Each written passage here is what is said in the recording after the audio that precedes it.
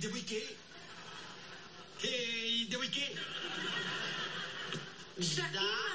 Na kojoj od ovih fotki izgledam lepo? Ovoj? Ne. Loše. Ovoj? Grozno. Ne. Ovoj? Fuj. Ovoj? Snimit ću još selfija. I to je taj bankomat? Da. Ali nemaš otvoren račun? Ne. Kako imaš bankovnu karticu? Nemam bankovnu karticu. Pa kako dižeš lovu s bankomata? Tonovi. Tonovi? Tonovi. Okej, govorimo tonovi, ali dalje ne znam šta tonovi znači. Stisni dugme.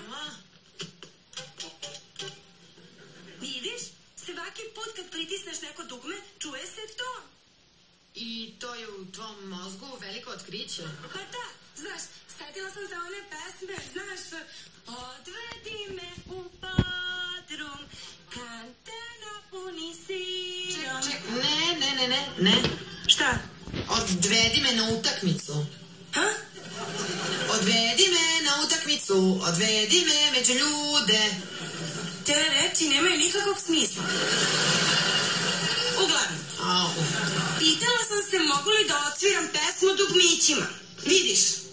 Odvedi me u podrum, kante napuni sirom. Vidiš? $400. Tako mi kanti sira. Šta ona to reče? Ništa, slikaj se. Da, pa volim selfije. Koliko si puta ovo radila? Ne znam, 2-3 puta dnevno. Šta? Slušaj. Ne smeš nikome da pričaš o ovome. Zašto? Pa ne kradem. Pevam pesmu i bankomat mi zahvali novcem. Znam, ali nije baš zakonito. Pa da ga vratim? Pa, nisam to rekla. A šta ćemo onda?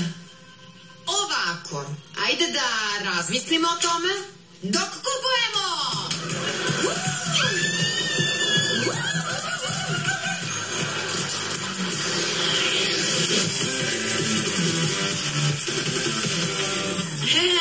Znaš, bilo zabavno.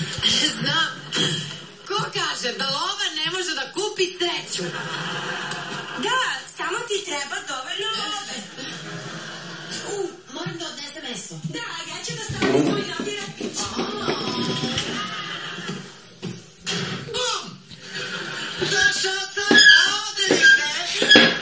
Ćao, Dajs. To je sveže meso? Da. Ket i ja smo bili u centru moje najdržoj prodavnici Mesište. I kupila sam ovo. Ovo je baš dobra govedina. I skupa.